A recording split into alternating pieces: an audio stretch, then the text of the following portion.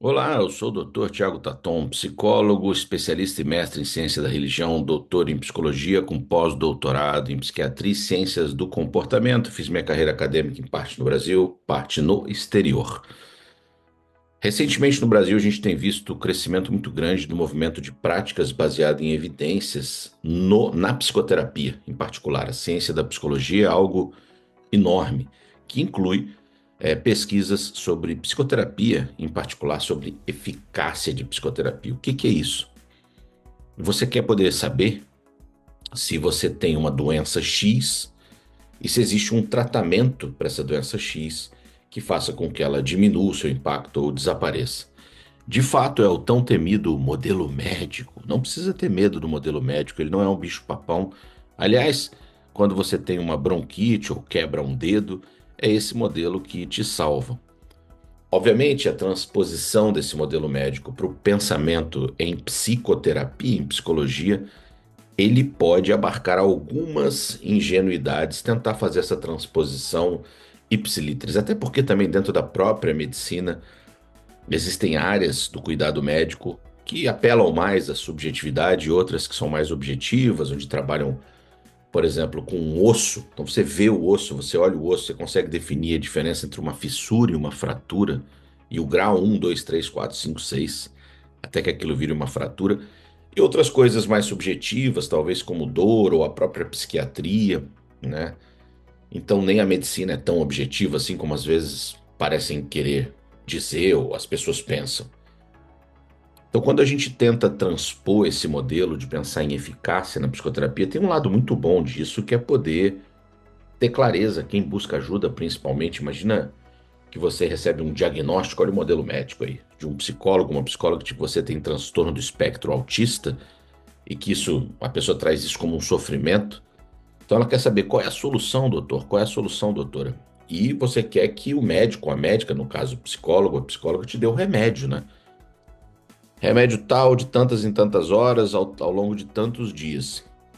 Então a psicologia naturalmente busca um pouco isso para poder oferecer um alívio ao sofrimento das pessoas que seja baseado em ciência. Afinal, a psicologia é uma ciência, né? A psicologia trabalha dentro das lógicas da ciência, da sistematização, verificação do conhecimento. Porém, dentro da própria psicologia, a gente sabe que tem muita pseudociência, né? Dentro da psicologia, você tem muito pensamento pseudocientífico, onde você não consegue fazer essa verificação com segurança, como é de um braço quebrado, né? Ou como é de um dente cariado na odontologia. O dente está lá, caritará, você vê, você sabe qual é a broca que você usa, qual é o produto que você passa. E então, um lado dessa ideia de medicalizar a psicologia, ela é muito interessante, porque ela ajuda a gente, nós que somos profissionais de psicologia, a termos mais segurança sobre o que estamos fazendo. E quem está recebendo o tratamento de ter segurança de que está recebendo algo que é baseado em ciência, que é verificado. Porém, como eu disse, o campo de estudo sobre psicoterapia que envolve o ser humano é um campo que, acreditem, ele segue em construção.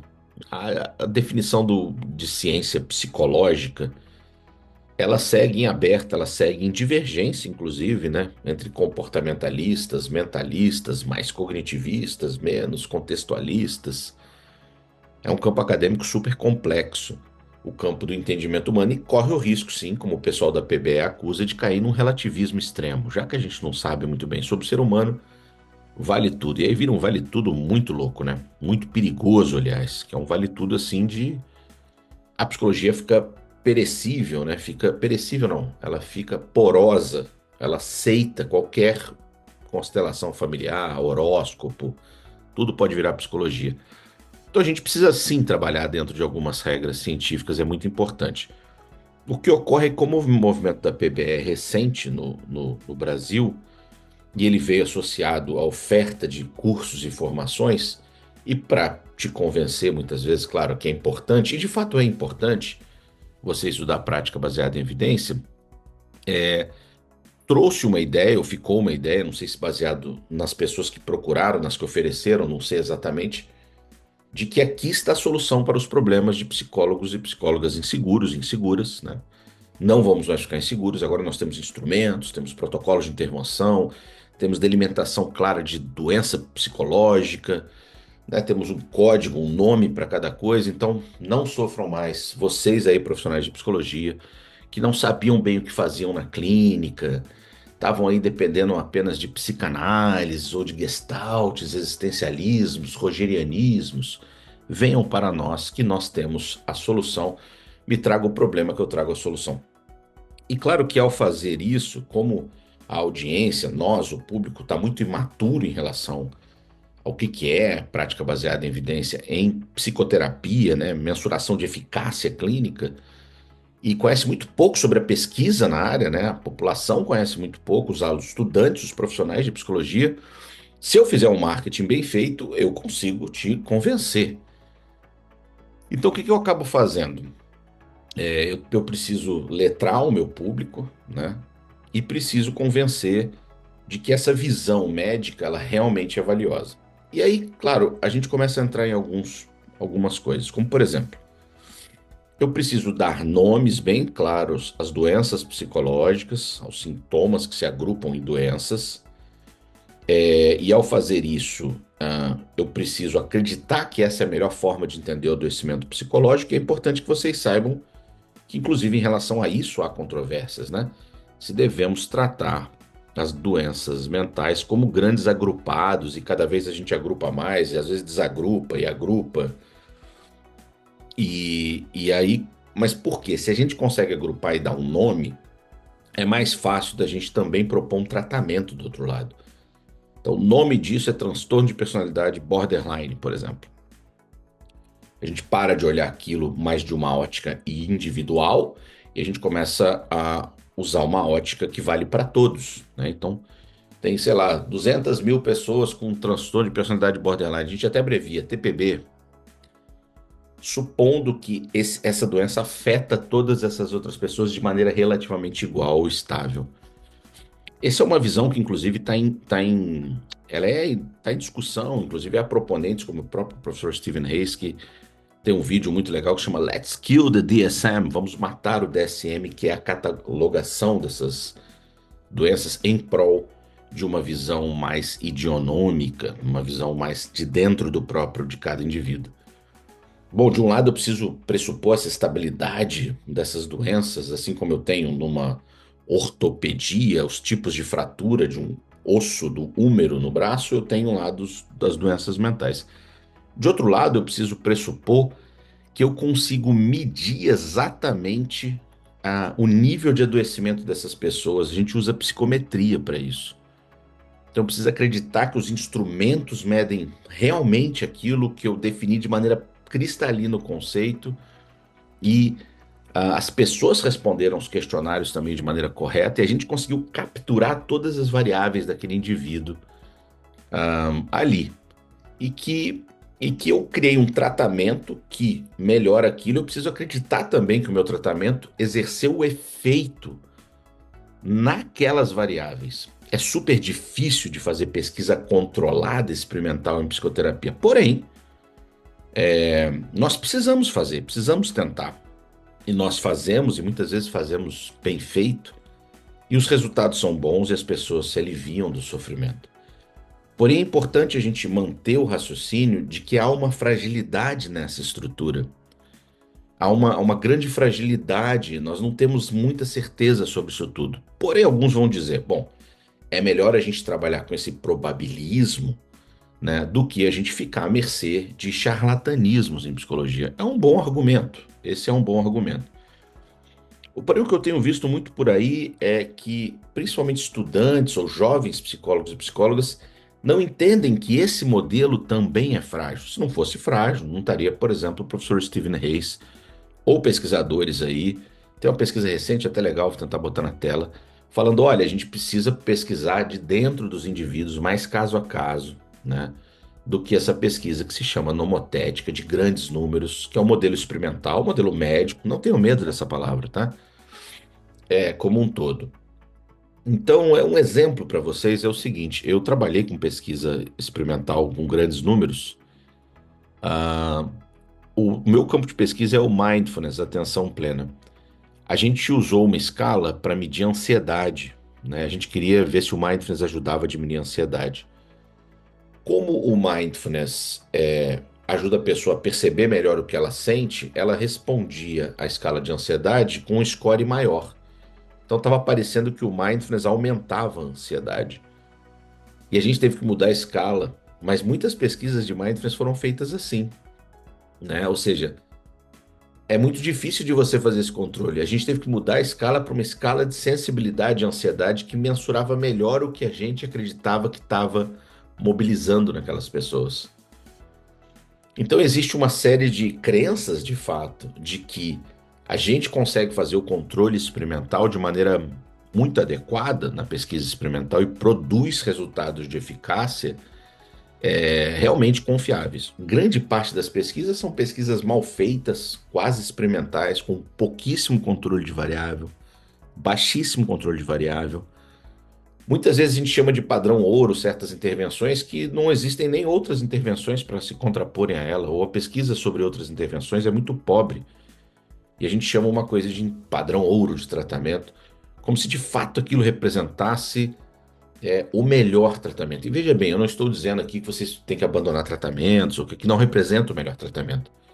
Eu estou tentando convocar o fato de que nós sejamos menos ingênuos frente a alguns tons ou algumas formas como a gente tem visto eventualmente aparecer, principalmente vindo das pessoas mais jovens, porque elas recebem às vezes esse discurso, a prática baseada em evidência em psicoterapia.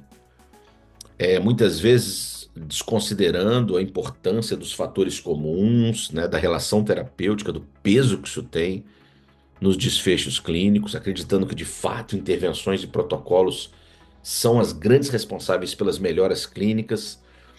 Por isso que é importante a gente trazer sempre de volta e manter aberto esse portão de uma discussão sobre epistemologia da ciência, mas sem autores prediletos, sem trazer um único autor de filosofia da ciência ou uma única visão de mundo, porque essa é uma discussão difícil de fazer, complexa, que pode sim cair num relativismo muito grande, mas não é o medo e o risco de cair nesse relativismo que deve nos impedir de fazer essa discussão, porque essa discussão, ao final, ela precisa enriquecer os resultados sobre eficácia de psicoterapia.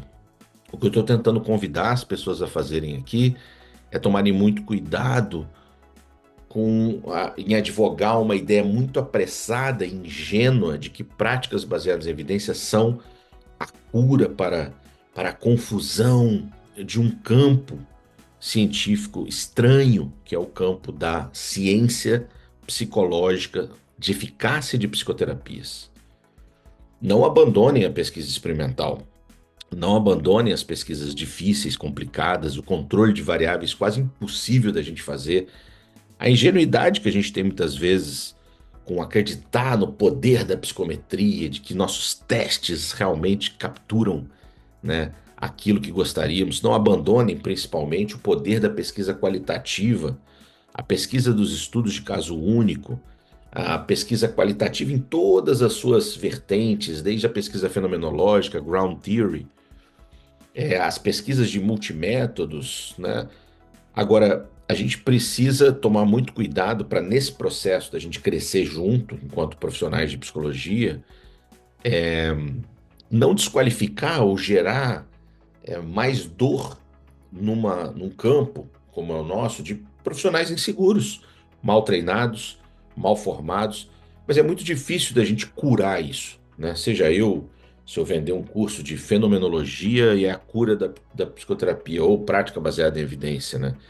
Então, é um apelo para que a nossa comunidade se instrua, estude, vá escutar os cientistas dentro das universidades. Nós temos grandes departamentos de psicologia experimental, de pesquisa em filosofia clínica, da psicologia, que fazem discussões robustas sobre epistemologia. A gente tem que abandonar uma noção de mercado tecnicista ou apressada em relação à prática baseada em evidência. E precisa dar visibilidade a jovens pesquisadores e pesquisadoras que estão trazendo essa sensação assim de que é uma sensação que eu tenho visto de que se eu não trabalhar com prática baseada em evidência, eu sou uma farsa, porque a prática baseada em evidência é uma salvação. Não veja dessa forma, estude prática baseada em evidência. Faça cursos, estude, é muito importante, mas por favor, não abra mão de uma discussão profunda e sincera sobre filosofia da ciência, sem autores prediletos. Faça uma discussão profunda sobre epistemologia. Coloque diferentes áreas do conhecimento em psicoterapia para dialogarem num ambiente de mútuo crescimento, né? Escute os existencialistas, os fenomenólogos, os psicanalistas. Escutem aquelas pessoas que vão trazer visões pós-modernas sobre Pierre Bourdieu, sobre Jacques Lacan, sobre. Nós precisamos estar atentos ao cuidado com esse relativismo extremo, onde a gente não vai para lugar nenhum, onde não se faz mais ciência psicológica, mas também cuidado com uma visão que acaba sendo ingênua e muito microscópica em relação ao que é uma prática baseada em evidência. E aí, o que você acha dessa provocação? Espero que ela te encontre em bom momento e que você siga estudando prática baseada em evidência com com essa provocação que eu fiz agora, assim, de desconfiança.